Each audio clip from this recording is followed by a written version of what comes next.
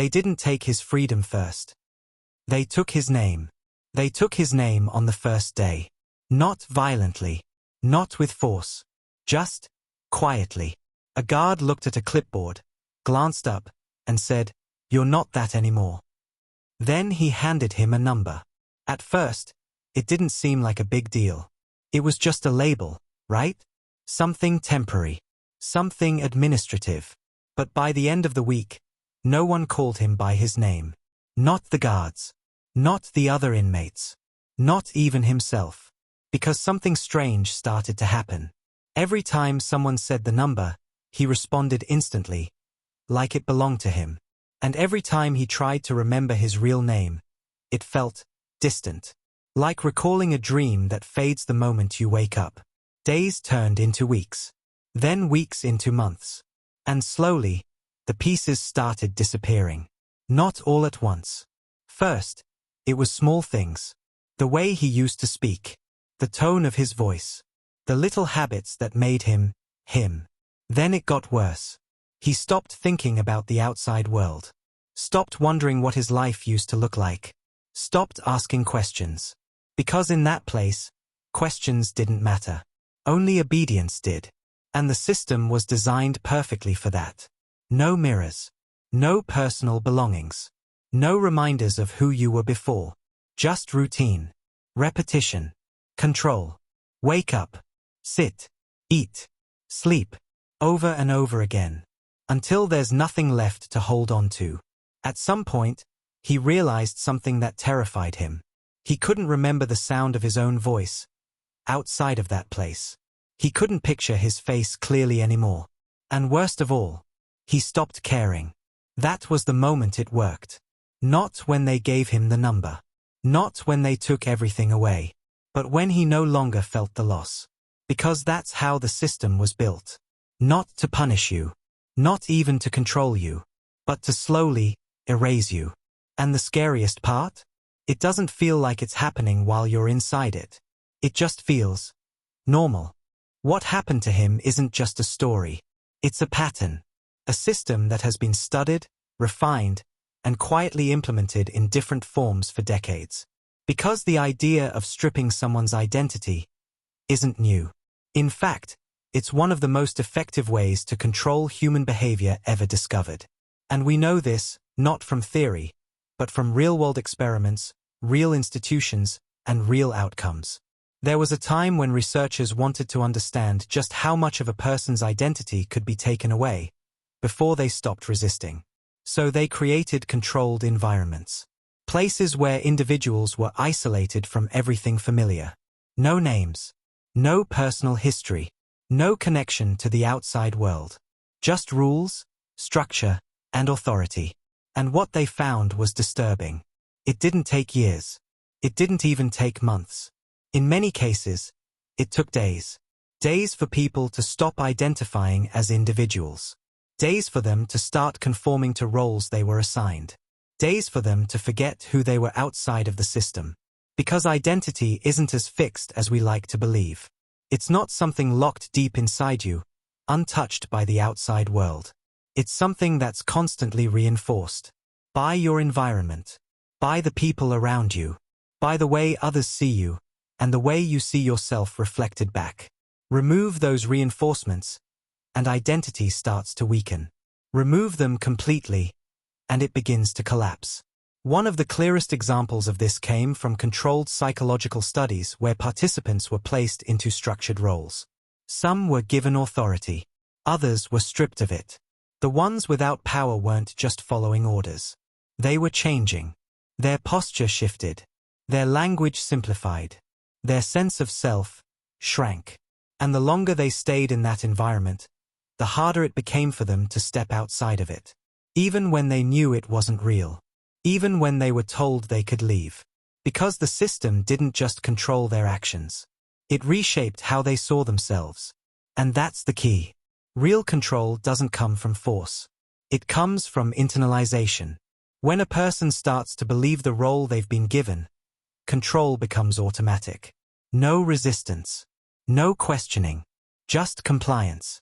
And systems built around identity removal are designed to accelerate that process. They don't rely on constant punishment. They rely on consistency, predictability, repetition. Every day looks the same. Every action is regulated. Every choice is limited. Until eventually, there's no need to enforce anything, because the person begins to enforce it on themselves. This isn't just something that happens in extreme environments. You can see fragments of it in everyday systems. Places where individuality is minimized. Where people are reduced to roles, labels, or numbers. Where the structure is so rigid that deviation feels uncomfortable, even when it's allowed. Because over time, people adapt. They simplify themselves to fit the system. They stop expressing parts of who they are. They become what the system expects them to be. Not because they're forced to, but because it becomes easier than resisting. And that's what makes it so effective. The system doesn't need to break you. It just needs to outlast you. Because identity requires effort to maintain. It requires memory, connection, reflection. Remove those things, and the system does the rest. It replaces complexity with simplicity, freedom with routine, self-expression with compliance. Until eventually, there's nothing left to replace. And the person that entered isn't the same person that exists inside it. They've been reshaped. Not suddenly, not violently, but gradually, almost invisibly. And once that transformation happens, reversing it becomes one of the hardest things a human mind can do. Because it's not just about remembering who you were. It's about rebuilding a sense of self from almost nothing. And that's why systems like this are so powerful. They don't just control behavior. They redefine identity. And once identity changes, everything else follows. If you break it down, the system that erases identity doesn't rely on chaos. It follows a structure. A repeatable, step-by-step process designed to take someone from a fully formed individual to someone who no longer sees themselves that way. And once you see the pattern, you realize something unsettling. It's not random. It's engineered. 1. Remove identity markers. The first step is simple, but critical. You strip away the things that remind a person who they are. Names are replaced with numbers. Personal belongings are taken away. Clothing becomes uniform. Even physical appearance is standardized. Because identity is anchored in recognition. You know who you are because you see it. Your name, your style, your choices. Remove those signals, and the mind loses its reference points. At first, the person resists internally. They still feel like themselves. But without external reinforcement, that feeling starts to weaken. 2. Disrupt familiar patterns. Next, the system breaks the routines that once gave structure to their identity. Sleep cycles change. Eating times shift. Daily habits are replaced with rigid schedules. Nothing feels familiar anymore. And that's the point. Because identity isn't just who you are, it's what you consistently do. Your habits reinforce your sense of self. Disrupt those habits, and the foundation begins to crack. The person starts to feel disoriented, unstable, less grounded in who they used to be. 3. Isolate from social mirrors. Humans don't define themselves in isolation. We understand who we are through other people, through conversation, through recognition, through feedback. So the system removes that, or replaces it. Instead of meaningful interaction, communication becomes controlled, limited, or transactional. There's no real connection. No one reflecting your personality back to you. No one reminding you of who you've always been. Without those social mirrors, identity begins to fade. Because there's nothing reinforcing it. 4. Enforce repetition and routine. Once identity markers are gone and the person is disoriented, the system introduces consistency, not freedom. Structure. The same actions. The same environment. The same expectations. Over and over again. Wake up. Sit. Eat. Wait. Sleep. Repeat. At first, it feels restrictive. But over time, something changes. The brain starts adapting. It looks for efficiency. It stops questioning. And repetition begins to replace identity. Instead of thinking, who am I? The person starts thinking, what do I do next? 5. Reduce decision-making. Choice is a core part of identity. What you choose reflects who you are. So the system removes it. Decisions become minimal. What to wear? Already decided. When to eat? Already scheduled. Where to go? Already controlled. With every removed decision, something else disappears. Personal agency. And when a person stops making choices, they stop expressing individuality. They stop reinforcing their identity. Eventually, they stop expecting to choose at all. 6. Introduce authority dependency. Now the system replaces internal control with external authority. Instead of deciding for themselves, the person waits. Waits for instructions. Waits for permission. Waits for direction.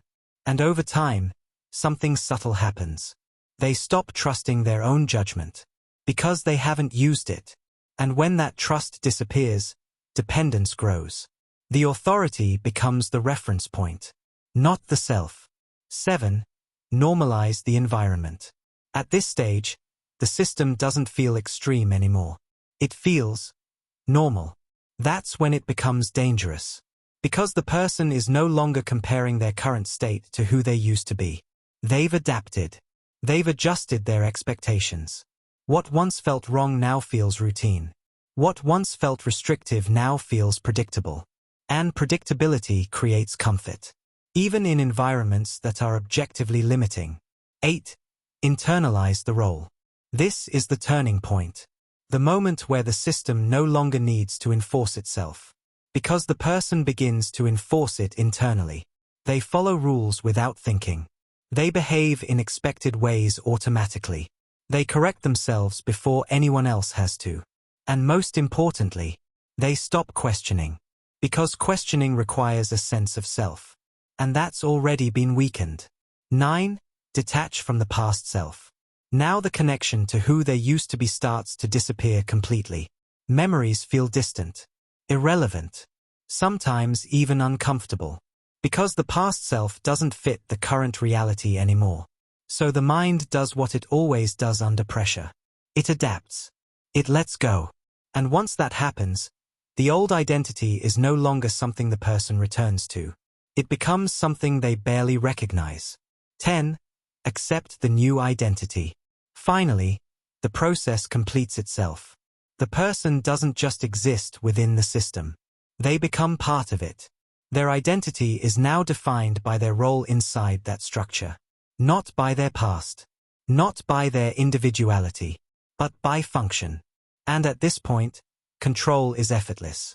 Because there's no resistance left. No conflict. No internal pushback. Just alignment. The system's true power. The system doesn't need violence. It doesn't need constant force. Because its real power lies in transformation. It changes how a person sees themselves.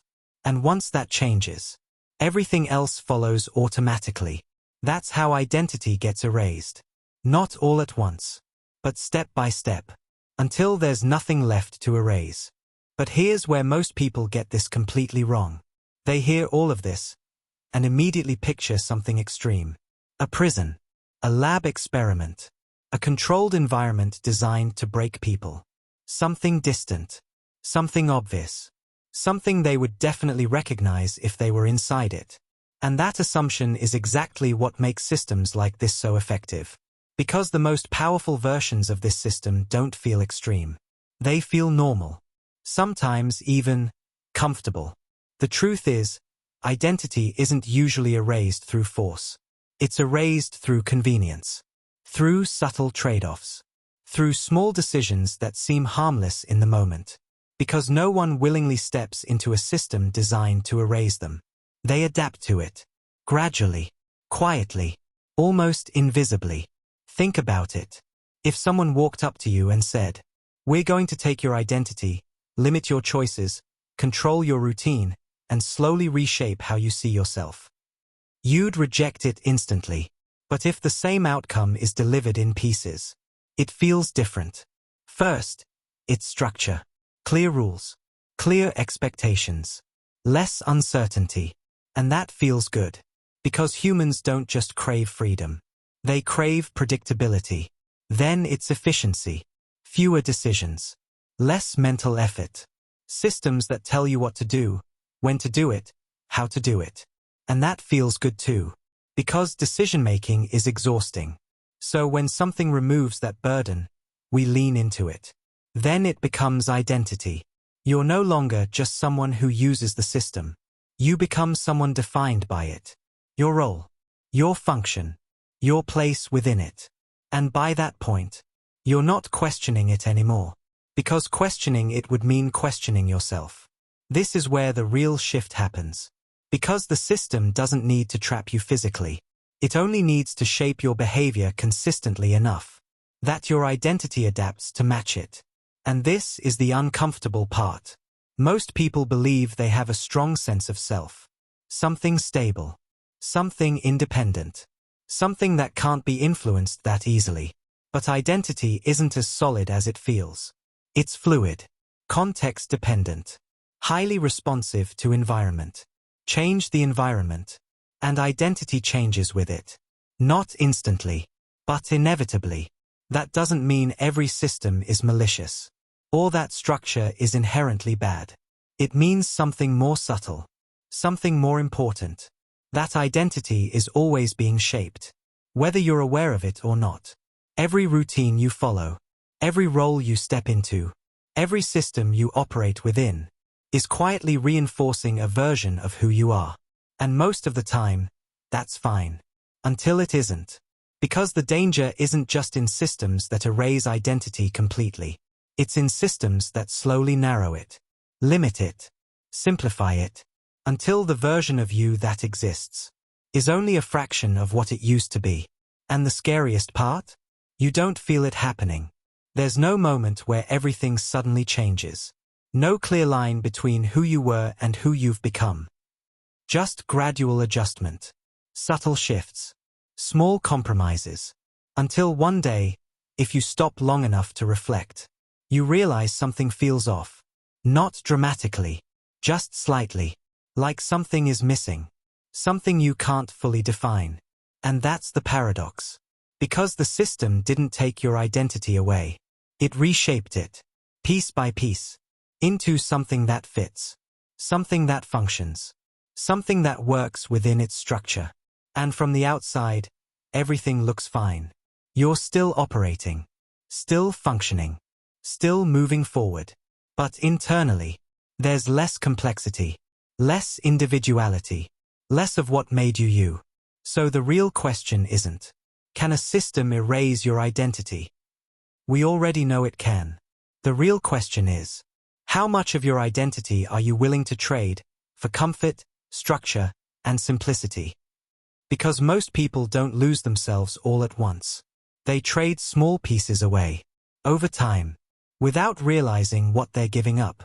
And by the time they notice, the system has already done its job. There's one part of this system that almost never gets talked about. Not because it's hidden, but because it's so simple. Most people overlook it. And once you see it, you can't unsee it. The system doesn't just erase identity. It replaces it. That's the real mechanism. Because humans can't exist without a sense of self. If you remove identity completely, the mind resists. It breaks. It fights back. So the system does something smarter. It gives you a new one. Not a strong identity. Not a meaningful one. But a functional one. A simplified version of who you are that fits perfectly inside the structure. You're no longer you. You're a role, a label, a function. And the moment that replacement happens, everything becomes easier. You don't have to think as much. You don't have to decide as much. You don't have to question as much. Because your identity now comes with instructions. That's why the system works so well. Not because it takes something away, but because it fills the gap it creates. And here's the part that most people miss. You can reverse the process the exact same way. Not by fighting the system directly, Not by trying to break out all at once, but by rebuilding identity intentionally. Because identity is reinforced through three things: repetition, recognition, and choice. So if a system erased identity by removing those things, you restore it by bringing them back. You reintroduce small, consistent actions that are yours. Things you choose, not things assigned to you. You create moments of recognition, where you see yourself clearly again. Not through the system's lens, but your own. And most importantly, you start making decisions again. Even small ones. Because every decision is a signal, a reinforcement, a reminder that you still have agency. It doesn't happen instantly. Just like the system didn't erase identity instantly. But over time, something shifts. The same way identity was slowly replaced. It can be slowly rebuilt. And the moment that happens, the system loses its strongest advantage. Because it only works when you forget who you are. And once you start remembering, even in small ways, it can't fully control you anymore. So now you've seen how it works. Not just how a system can erase identity, but how it does it step by step. Quietly, gradually, almost invisibly. And the truth is, most people will hear this, feel that something about it is real, and then go right back to their routine. Back to the same patterns, the same systems, the same version of themselves. Not because they're weak, but because it's easier. But if you've made it this far, there's a good chance you're not like most people. There's a part of you that noticed something. Something subtle. Something uncomfortable. Something you can't fully ignore anymore. And that's where this becomes a choice. You can keep moving the way you always have. Let systems shape you without questioning it. Let routines define you. Let roles become your identity. Or you can start paying attention. Not in a dramatic way. Not all at once. Just enough to notice. Where am I acting on autopilot? Where am I choosing? And where am I just following? What parts of me feel real? And what parts feel assigned? Because awareness is where everything starts. And that's what this space is for. Not just content. Not just information. But awareness. A place where you start seeing patterns most people miss. Where you start questioning things most people accept. Where you slowly rebuild something most people lose. Without even realizing it. So if this made you think, even a little, stay close to this. Because this is just one layer. There are deeper systems. More subtle patterns. More things shaping how people think, act, and see themselves. Every single day. And once you start noticing them, you don't see the world the same way again. So if you're someone who wants that, who wants to understand how these systems really work, who wants to think sharper, see clearer, and stay in control of who you are, then you're in the right place. Stay with this. Keep exploring. And most importantly, don't stop questioning.